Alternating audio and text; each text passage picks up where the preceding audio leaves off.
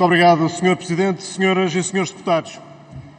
Este governo do Partido Socialista é culpado de 3 erros políticos, qual deles o mais grave? Não explica o passado e a acumulação de casos cujas origens ficam sempre envoltas em nebulosa é ilustrativo disso.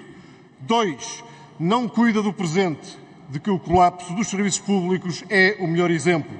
E 3, não prepara o futuro, porque não tem qualquer estratégia para que Portugal se adapte às mudanças que vão sucedendo um pouco por todo o mundo. E foi por isso, em boa parte, por causa destes 3 erros, que em boa hora, há 2 semanas, no dia 5, apresentámos aqui a nossa moção de censura, porque não acreditamos que o governo do PS se possa regenerar. Só que isso foi há 2 semanas. E alguém dizia em tempos que uma semana é uma eternidade em política, mas não é uma eternidade para o PS. 2 semanas são apenas mais 2 períodos de tempo em que podem demonstrar a degradação que degraça no governo e também a degradação da cultura política que o PS instalou em Portugal. Se não, vejamos, nestas 2 semanas apareceram as famosas 36 perguntas que iam evitar os casos no governo. Essas 36 perguntas bem podiam ter sido só 3, que deviam sempre ter sido feitas a qualquer individualidade convidada para o governo. As 3 perguntas seriam: tem conflitos de interesses? Foi beneficiário de fundos públicos? Tem problemas com a justiça? Não me parece muito complicado terem feito isso e evitado alguns desses casos. Nestes 15 dias apareceram mais dúvidas sobre a nomeação de um amigo da Secretária de Estado da Administração Interna na Câmara Municipal do Barreiro. Demitiu-se um assessor do Primeiro-Ministro, ex-presidente da Câmara Municipal do Cartacho. O presidente da Câmara Municipal de Espinho foi detido por corrupção. Voltaram as dúvidas sobre a licitude do comportamento atual do secretário de Estado das Comunidades quando era presidente da Câmara Municipal de Funchal. Descobriu-se, e aqui o Parlamento também não fica bem na fotografia, que a ex-secretária de Estado da Saúde acumulava funções de deputada com funções bem remuneradas num grupo empresarial dependente do Estado.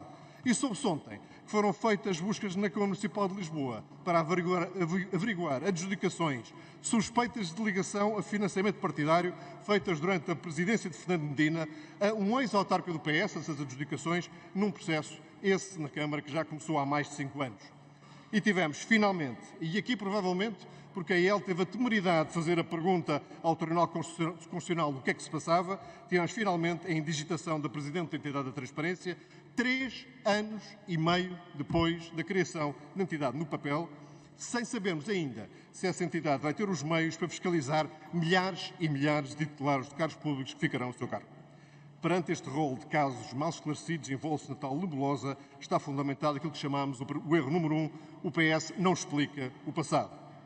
Erro número 2, o PS não cuida do presente, porque enquanto chamemos-lhe desgoverno do PS, se ocupa do controle de danos dos casos que sucedem todos os dias, os problemas do dia-a-dia dos portugueses acumulam-se. Se não vejamos, e aqui nem vou sequer falar dos clássicos saúde, educação e segurança social, porque aí nem o PS tem lata a dizer que as coisas vão bem. Vou acrescentar outros exemplos. A estes já sebejamente desconhecidos, vamos falar do Serviço de Estrangeiros e Fronteiras, que deixou de funcionar e assim impede cidadãos de regularizarem as suas vidas. Da rede de notariado público, que também não funciona e impede cidadãos de atualizar documentos ou registrar transações. Dos oficiais de justiça, cujo tratamento escandaloso conduz ao estado calamitoso da própria justiça. O PRR, importante serviço público, da qual o futuro governo pertence. Então, há um relatório do ponto de contacto do Ministério Público a dizer que a Comissão de Auditoria e Controlo do Programa revela que a Inspeção-Geral de Finanças validou o pagamento da segunda tranche do PRR sem o cumprimento de algumas metas que estavam estipuladas. Perante este rol de serviços públicos crescente em colapso, está fundamentado aquilo que chamamos o erro número 2, o PS também não cuida do presente. E tudo isto já seria grave, mas há ainda o erro número 3. Porque enquanto o desgoverno do PS se ocupa do controle de danos dos casos que sucedem todos os dias, o mundo à nossa volta vai mudando e nada de verdadeiramente estrutural se altera em Portugal. E não há nenhuma estratégia para o futuro do país. Por exemplo, o protecionismo está de volta. Em agosto, nos Estados Unidos foi aprovado um pacote anti-inflação e agora na Europa há um Fundo Soberano Europeu. Qual é a estratégia de Portugal? Ninguém sabe. As tensões geopolíticas estão a condicionar o acesso a matérias-primas fundamentais para o futuro. Qual é a estratégia de Portugal? Ninguém sabe. A demografia e as migrações são temas centrais para resolver o nó gordo do crescimento do país. Qual é a estratégia de Portugal? A julgar pelo que se passou aqui no debate de ontem, o PS não tem estratégia nenhuma. Para não falar de evoluções tecnológicas cujo impacto se verá nas décadas futuras, como a inteligência artificial ou a fusão nuclear. Qual é a estratégia de Portugal? Ninguém sabe. Ninguém sabe, mas sabemos que sem estratégia continuaremos a cair em todos os rankings que interessam, como aconteceu com a queda recorde de 6 lugares no ranking da competitividade do IMD, que se soube recentemente. Este IMD era muito citado pelo Governo quando era bom, agora não se ouviu um pio.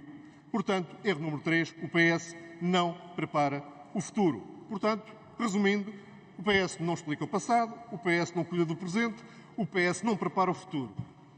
E é neste contexto, senhoras e senhores deputados, que já que esta é a minha última intervenção e última declaração política enquanto Presidente da Iniciativa Liberal, que eu expresso daqui desta tribuna um desejo.